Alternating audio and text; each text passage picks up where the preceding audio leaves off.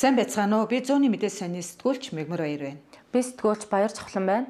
Бид хамтдаа өнгөрч буй 7 хоногт улс орон нийгмийн эдийн засагт ямар үйл явдлууд болсныг зууны мэдээ саний таймлан хүргэсэн байдаг. За энэ таймаа энэ удаа бид хоёр хамтдхан хүргэхээр бэлэн боллоо. За манай зууны мэдээ саний даваа гарагийн дугаарт амьдралын тойрог болонд маань Монгол орны мал сүргийн тоотлогыг өсгөн нэмэгдүүлэх ажилд үнэтэй хувь нэмэр оруулсан Гавьяат мал зүйч дэлгэрийг энэ удаад бид онцлсан байгаа. За энэ дэлгэр гээд хүн маань болохоор Ховд аймгийн хүн байгаа. За Мегмар гарагтгийн дугаартаа бид нар утааны сонсголыг онцлсан. Утааны сонсголыг бид нар бас 2 3 цуврал алгаж бичсэн. Энд бас юуг одоо таймлан хүргэснийг та ингээд тодруулж хэлэхгүй юу? Тэгэхээр Мегмар гарагийн дугаараас эхлээд угаасаа өнгөрсөн 7 хоногийн нэг өдрөөс утааны сонсгол бол эхэлсэн байдаг. Тэгэхээр утааны сонсгол маань өмнөх сонсголуудаас одоо арай унтаа байдалд сул дорой болсон гэдгийг олон нийт одоо бухимдаж хэлсэн байдаг. Тэгэхээр учир юу вэ гэхээр ер нь бол Монгол улс тэр дундаа Улаанбаатар хотод амьдарч байгаа хүмүүс одоо утааны агаарын бохирдол болон утаанд одоо геноцид үүссэн гэдгийг баг энэ хурлаар одоо зарлах нь одоо баг ёстой байлаа гэдгийг бол хэлж байгаа юм. За геноцид гэдэг нь бол ерөнхийдөө одоо бүгд дэлхийн одоо гутамшааг хүчирхийлэл аимшигт явдлыг бол одоо нэгтгэж улс төр хууль эрх зүйн хүрээнд хандтхан геноцид гэж нэрлэдэг. Тэгэхээр утааны одоо энэ асуудал бол одоо Монгол орны хувьд бол геноцидын хэмжээнд хэв шинжээг агуулсан гэдгийг бол одоо манай нийтлэлээр бол хөндөж гаргасан байдаг. Тэгээд энэ удаагийн утааны сонсголд бол гарц шийдэл баг яриаггүй. За өмнөх болсон үйл явдал хичнээн төгрөгийн зардал зарцуулсан энэ дээр одоо ажлын хэсгүүд хэн хариуцлага хүлээх юм бэ гэдгийг бол ерөнхийд нь бол ухаж гаргаж ирж гарц шийдэл ярих хэрэгтэй байсан боловч одоо нэлээд нэг юм унтаа байдалд тэгээд сонгогдсон ажлын хэсгийн хүмүүс нь бол хөвчлэн нэг мөрөөдлийн одоо тийм одоо шийдэл ярьж байгаа мөртлөө нэг биелэгдэхэргүй тийм зүйлүүдийг ярьсан гэдгийг бол олон нийтэд шүүмжилж манайх ч гэсэн одоо яг энэ нийтлэлээр бол онцолж гаргасан байдаг. Тэгэхээр цаашдаа бол одоо геноцид гэдэг хэмжээнд одоо хүртэл нь зарлаж энэ дээр ямар нэгэн гарц шийдэл гаргаж арга хэмжээ авахгүй бол одоо энэ утаанаас үүдэлтэй маш олон одоо асуудлууд цаашдаа төвчрэлгээл бүгд үүсэж байгаа гэдгийг бол онцлон тэмдэглэж нийтэлсэн байгаа.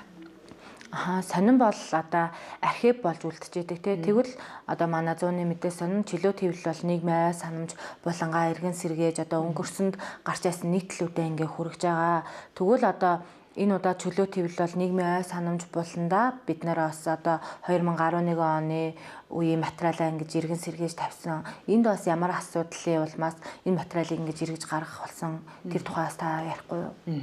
Тэгэхээр энэ маань болохоор одоо яг засгийн газар бүгд найрамд хятад оруулсан засгийн газрын хооронд гашуун сухад ганц мод бомбын хил холболтын асуудалцыг тавихаар одоо хоёр улсын засгийн газар гэрээнд гарын хэсэг зурах юм нөхцөл байдал одоо эх өдрүүдэд үргэлжлэхээр юм хүлээлттэй байгаа. За үүнээс үүдэлтэйгээр бол одоо 5-7 нүрс ордын одоо асуудал энэ дээр бол хөгдөж ярьдаг. Тэгээд манайх улс төр хөшгөний ард буландаарч тэр мөн одоо энэ чөлөөт хэвлэл бол нийгмийн ой санамж гэдэг буландаа энэ асуудлуудыг ерөнхийд нь авч одоо хэлэлцэж бүрэн ихээр нь гаргасан байдаг. Тэгээд тухайн онд буюу 2011 оны 10 дугаар сард болсон улсын хурлын намрын чуулган дээр яг энэ 5-7 бүлэг орд буюу тэр дунд ахуй одгийг эзэмшиж байгаа Energy Resource компанид энэ ордыг одоо үлдээх үү гэдэг дээр бол одоо тухайн үеийн улсын хурлын гишүүд бол одоо санал бодлоо тавьж мөн одоо засгийг тэргүүлж байсан ерөнхий сайдд асуулга тавьж ингээд одоо энэ хуралдааны бүрэн ихээр нь ямар ч засваргүйгээр одоо манай сонин нийтлэж одоо энэ гэрээтэй холбогдуулан одоо нийгмийн ой санамжийг дахин сануулах байдлаар ингэж гаргаж тавьж байгаа. Тэгээд эцсийн үр дүндээ бол одоо энэ гэрээ цаашаа зурагдаад явбал одоо энэ манай засгийн газар манай Монгол оронд бол одоо 5-7 ордоо бүгдээрээ хуваагаад баялагийнхаа сан төвлөрүүлээд одоо баялагын тех шууралтыг энэгээр одоо бий болгох гэж зорж байгаа. Гэвч одоо яг энэ дээр бас бүлэглүүдийн үссэн энэ Energy Resource-ийн ард гिचний бүлэглэл байна эдгээр одоо энэ гэрээг бас явуулахгүй байх ийм акцууд одоо үссэн гэдгийг манай улс төр хөшгөний ард ч гэсэн бас гаргаж тавьж энэ ой санамжаар бүгдийг сануулж нийтэлсэн. За лав гарагийн дугаарт маань болохоор улсын их хурлын гишүүн ярьж байна. Болондоо бид төвийн бүсээс сонгогдсон гишүүн Д-Бат хоёрыг онцлсан намрын чуулган одоо дууссан үед орон нутгаас сонгогдсон гишүүд маань ер нь бол тойрогтой ажиллаж байгаа. Тэгвэл Бат хоёр гишүүний хувьд бол одоо ингээд улс төр хийх цаг биш одоо л ингээд ажил хийх цагаа тэгвэл одоо ямар ажлуудыг ингээд хийх боломж байгаа юм бэ? Одоо орон нутгаа хөгжүүлэхэд ямар гарц гаргалгаа байна гэдэг талаар бас юм дааттай юм ярилцлага манай сонинд өгч ингээд манай сонин нийтлэн гаргасан байгаа. За манай Пүрэв гарагийн дугаарт болохоор одоо таны амьд явах баталгаа буюу гарын үсгийн те баталгааг олуулсан зэрчимд одоо яаж хувийн мэдээллийг хамгаалдаг энэ тухай бол яригддаг асуудал. Тэгээд манай сонин онцлог нийтлэлээр бол энэ таны хувийн мэдээллийн талаарх нийтлэлийг бол онцлсан байна. Яг хувийн мэдээлэл гэдэг бол нэлээд юм чухал болчлаа те чухал сэдв болчлаа. Учир нь одоо бид нар интернет имлэгт одоо үзүүлдэг гэсэн өвчтнүүдийн мэдээлэл гадаадын хар зах дээр ингээд тавигдсан байна гэдэг мэдээлэл бас их явдаг шүү дээ. Тэгээ ер нь бидний одоо юм мэдээлэл ингээд юм ямар ч тийм цензуургүйгээр одоо ингээд ийш тийшээ задрах юм аюултай байна аюултай байгаа энэ үед одоо таны бидний хувийн мэдээлэл хаана явж байна гэдэг энэ нийтлэлээрээ бид нар бас яг юуг яг анхааруулахыг энэ зорьсон бэ? Тэгэхээр энэ дээр болохоор одоо манайх бол хурууныхээ гарын регистрийн дугаарыг бол одоо ингээд баг нийтэд задлцсан тий. Гэтэл яг регистрийн дугаар хүний хурууныхээ гэдэг бол одоо тухайн хүний эрүүл мэндээс ахуулаад бүх одоо аюулгүй байх амьд явах баталгааны одоо бас гол нууцлал бол байдаг. Гэтэл олон улсад болохоор энэ нууцлалыг бол заавал гарын үсэг зурж ээж тий баталгаажуулдаг. Тэгэхээр энэ болохоор цаасан дээр зурсан зөвхөн гарын үсэг зурх төдийгөр биш энэ цаана одоо тухайн хүний хувийн мэдээлэл тий одоо хүчний түүх хүртэл нууц байдаг шүү дээ. Тэгээ тэн дээр бол гарын үсэг зураад одоо би зөвшөөрч ийнэгүй үл одоо энэ цаашаа ингээд явах хэрэгтэй байдаг. Гэтэл манайх бол одоо ямар ч гарын үсгийн баталгаа авахгүйгээр одоо энэ тэнд имлэг тий бүр тэр хэтгээ одоо дэлхийн хар зах дээр хүртэл ингээд нээлттэй болцсон байгаа. Энд чи одоо Монгол улс бас цаашаа стратегийн хувьд ч гэсэн Монгол хүн гэдэг бол тий дэлхийн одоо Монголын иргэн гэдэг бол одоо Монгол улсын үнэт зүйл баталгаан шүү дээ. Тэгэхээр энэ зүйл одоо ингээд алдагдчихж байгаа нь бол бас аюулгүй байдлаар бас тодорхой хэмжээнд нөлөөлнө гэсэн. Тэгээ энд одоо анхаарах хэрэгтэй гэдгийг бас онцлон тийм ээ. Тий хэрвээ хэдийгээр манай хууль бас энийгээд заасан хэдий ч одоо яг хуулиа хэрэгжүүлэхгүй л ийм л байдалтай байгаа. За манай зүүнний мэдээ сонин одоо хүүхдийн ертөнц гээд буланг нээгээд сурагчдын бүтээлийг ингээд онцолж байгаа. Тэгвэл одоо манай редакцид хандаад Дорногов аймгийн 70 жаргалан сумаас ингээд хандаад хүүхдүүдийнхаа ингээд бүтээлийг онцолж оруулъя гэд ингээд оруулсан байгаа.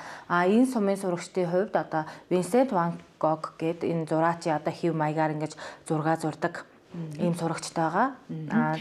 Тий, ерөнхийдөө бол зооны мэдээ сонины манай хүүхдийн ертөнц болон бол нэлээд үр дүнтэй хүүхдүүдээс хүссэн хүлээдэг эцэгчүүдийн багш сурагчдын хүлээдэг юм болон болж байгаа. Тэгээд ер нь одоо цаашдаа хүүхдийнхаа бүтээлийг олон нийтэд танил болгоё гэвэл манай зооны мэдээ сонинтой холбогдоод одоо манай энэ нарын нүүрэнд одоо энэ гоё бүтээлүүдийг дэлгэн тавих юм боломжтой гэдгийг энэ ташин бас хэлье.